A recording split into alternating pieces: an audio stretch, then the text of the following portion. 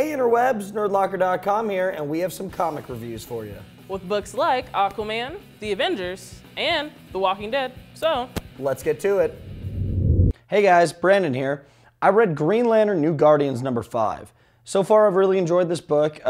When DC announced their new titles, I kind of thought this was going to be the unnecessary Green Lantern title. I figured, how many Green Lantern titles do you need? But so far, this has been pretty cool. You get to see one member from each corps, which is really awesome because I felt like that was kind of become irrelevant with everything. But it's really cool how they're integrating them all, having to work as a team to figure things out. So far, I've really enjoyed this book, and I'm going to keep reading. I'm giving it 4 out of 5 Nerd Skulls. I got to read Avengers Annual, and this was awesome. Ever since I read New Avengers Annual, and it ended saying it was going to lead into Avengers Annual, I couldn't wait. And it pays off. You got Wonder Man and his team of Avengers taking down the Avengers, and some things are said, some big things are done, and I have a feeling this is going to lead to something huge. Can't wait to see what that is, but definitely pick this up. I'm giving it 5 out of 5 Nerd Skulls. I gave Bulletproof Coffin a read, and it was confusing. There's a lot going on. I know there was a first set of Bulletproof Coffin comics, and I didn't get to read those, so maybe that's where this confusion comes from, but so far you got a naked guy tunneling who gets killed immediately by these weird-looking villains, and then you got a cop and a girl, and I think they fight crime together. I'm not really sure. And then he thinks she's bad, and it's really confusing. I don't know what we're going here with this, so I'm going to give it 2.5 out of 5 Nerd Skulls. So I got to read Flash number 5 this week, and I have to say it is still one of my favorite books in the New 52. While this is the ending of the first arc, it does launch you into the next arc very well, and it introduces a whole new villain very well too. Mob Rule is here to stay. He was not killed off in the first arc, but I am interested in reading the next arc, so I'm going to give this one 5 out of 5 Nerd Skulls.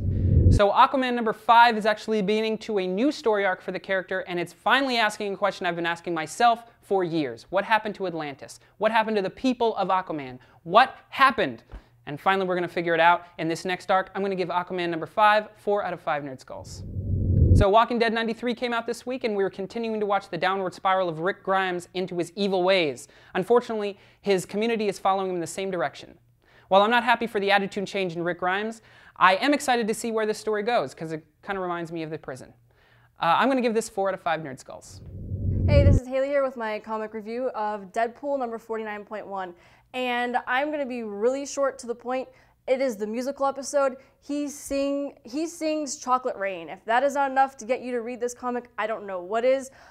For the simple amount of fun that it is, I'm just going to give it 5 out of 5 Nerd Skulls. I got to review Teenage Mutant Ninja Turtles number 6. I've been loving how the series was going so far, and it continues it. Such a good storyline, bringing up some really good points that are going to bring up such epic continuation, and you get one of the most killer enemies from the old series brought back in, and in such a cool way. You're going to love it. 5 out of 5 Nerd Skulls. I got to read Infestation 2, number 1. It's starting back up the Infestation series that they did before, except for with different iconic characters bringing it in. I love how they're doing it. It's starting the introduction, so it's starting to get the different universes in, and they're using a Lovecraft tie-in, which I think is so cool. Really well done, really bringing it in. 4.5 out of 5 Nerd Skulls. Check it out.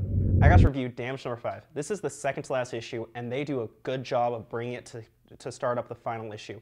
Some great violence, some great continued story, and the different tension between the cops hunting each other while not able to find each other is going perfect. Definitely check it out. 4 out of 5 Nerd Skulls.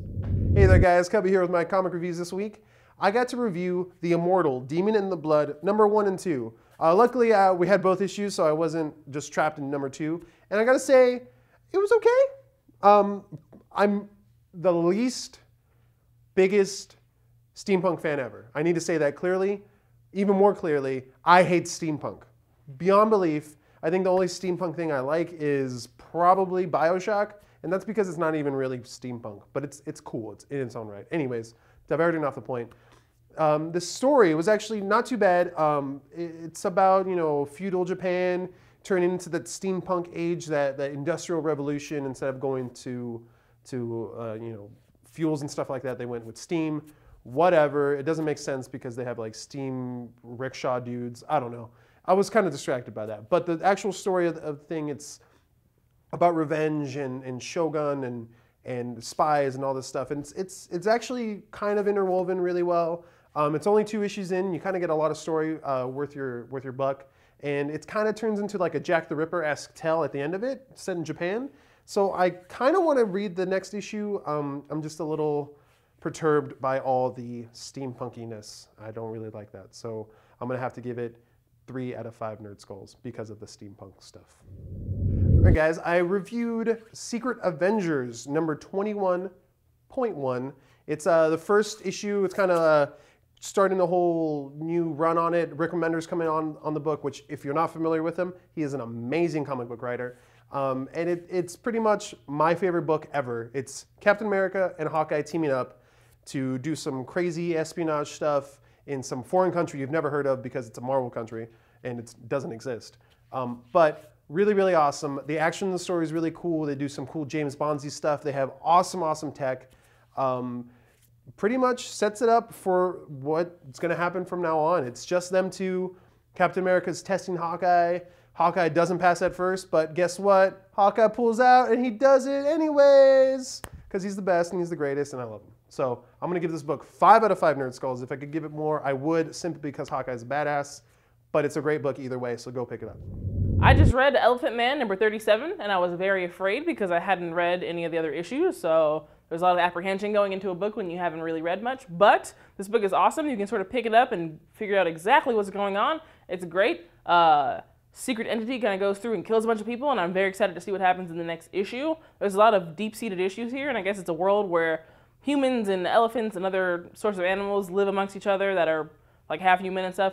Really worked for me. I very much so enjoyed it. It was written very well, and the art's very good also. Women are drawn properly, and for people who are half elephant, half person, elephants who have hands and stuff, it's drawn very well, and I'm very much so enjoying it. So I'm actually going to read the next issue, and I'm going to give this 4 out of 5 Nerd Skulls.